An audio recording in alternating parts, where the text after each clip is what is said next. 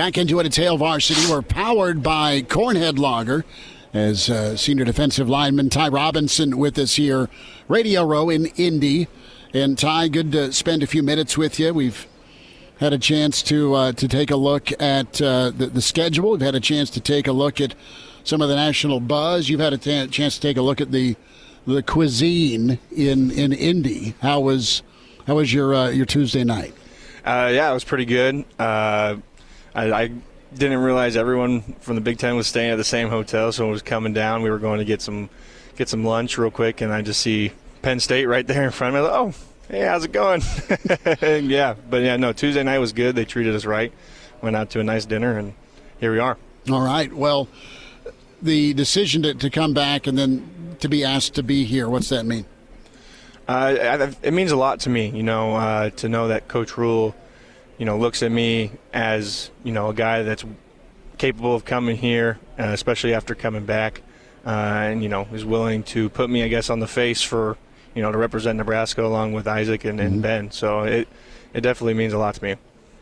It's Ty Robinson with us here from Big Ten Media Days out at Lucas Oil Stadium in Indianapolis. And Ty, one of the things we talked about with Isaac was all the returners that there are on defense this season and the confidence that instills, guys that you've played with for a long time. You kind of see that a little bit in the Chasing 3 episode that dropped last night, as there were some comments from you about playing alongside Jamari Butler. I just want to get your thoughts on what it's like to return this many guys on defense. You've had a chance to play with them in the spring, now work through them in the summertime. A lot of familiar faces out there. What kind of confidence does that instill? Yeah, I think our defense has gained that confidence through spring and this summer especially.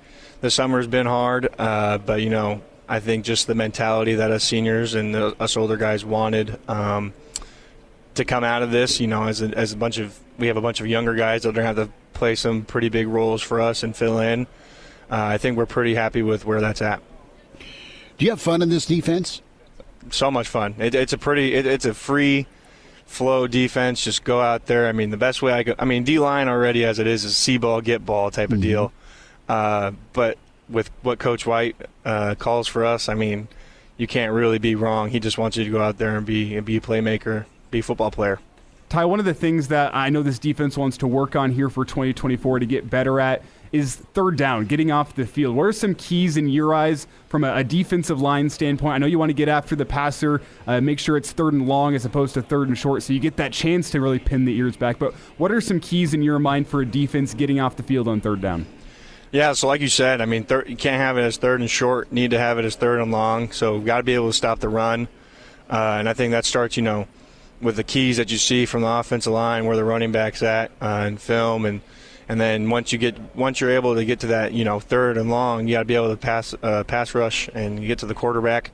That's another main thing. A lot of those guys, I think last year, I think me and Nash worked pretty naturally off each other, but with two new edge guys, it took me a little bit to figure out how MJ was going to pass rush and how I could talk with him, and same with P. Will, and I think we finally got there this spring. Ty, with that youth, let's spend a minute on just how they push you help them, that dynamic between old guard and young energy. Yeah, they're asking me questions, that kind of have to keep me on my toes a little bit, to where I'm like, well, you should already know this, but you don't, because you're a young guy. A lot of them act like old guys. You wouldn't be able to tell that they were a freshman or a sophomore going into their sophomore year. I really look at our guys as the same level as me, and I think that's the same. I think that's the thing with me and Nash and Jamari, is that that standard that we hold in our defensive line room. Everyone has to hold it to that high standard, and I think just viewing it as all of us as old guys has helped us. Does it help whenever you look at a young guy like Cam Linhart and say, wow, that guy looks like he has 3 kids and drives a minivan? Yeah. Wow. The minivan blast. The minivan, I think, put it over. I'm going to tell him you said that. The Woody Paddle minivan. Yeah, no, I'm going to tell him you said that, and he's going to – that's funny. He's probably going to kick my ass is what's going to happen. Him coming in, though, I think he was probably the biggest shock to me. He was ready to play football, and, obviously there's always room for improvement, but he was definitely, determined when he got here to make some type of impact on the field, and I think he's done that. Ty Robinson, couple more minutes with us. Hail Varsity Radio. Here, Radio Row, it's Indy Day 2, Big Ten Media Days. So there's a lot of brotherly love with the program in Nebraska. Guys that have played here want to support the guys that are currently playing here. And we enjoy talking to some of the former guys and coaches. Tell me a little bit about guys that have mentored you, former teammates and former greats. Yeah, so when I first got here, Darian Daniels kind of took me under his wing because I was just, they put me in at nose just to kind of get comfortable playing at the college level. And then when he left, Ben Stilley was a big mentor to me. He helped me more in the film room to try to understand how to break down film and what I'm really looking for and how to even, evaluate myself in practice and in games as well. And then one of the former players like Jay Foreman and Jason Peter were big impacts. A couple of years ago, JP would be at practice with us, and he'd be in my ear every once in a while, just kind of telling me what I need to do. And I think from him was more of a mentality aspect of what it means to play D-line at Nebraska. And I took a lot of pride in that a former black shirt national champion defensive lineman wanted to come to me and help me out. And so I think that was probably the biggest takeaways I think I took from those three guys. What kind of mentality do you have to play on the inside? It's got to be mean, dirty, and gritty. I was just telling them over there that, if you're a nice guy on the D-line, you're just going to get pushed around, shoved around, and you're not going to make much of an impact out there. The thing is the offense has a play. They know what they're doing. And the defense, that means you got to react. And sometimes you're taking on two blockers. Maybe you're taking on a polar, one block, whatever, and you just got to have that grittiness to get through it. To play on the lines of scrimmage in the Big Ten, it's rough and tumble. There's going to be injuries. There's going to be pain, things you got to play through. You got to have a reason why. And to go back to the Chasing 3 episode, we got to hear the reasons why from Jamari Butler and Tommy Hill last night.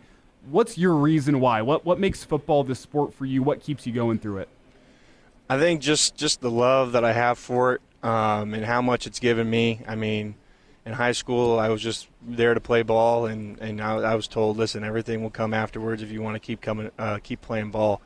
And then, getting to finally find, because I played offensive line, tight end, defensive tackle in high school. So to finally find my identity and where I want to play, and that being defensive line, I think just fits me to who I am.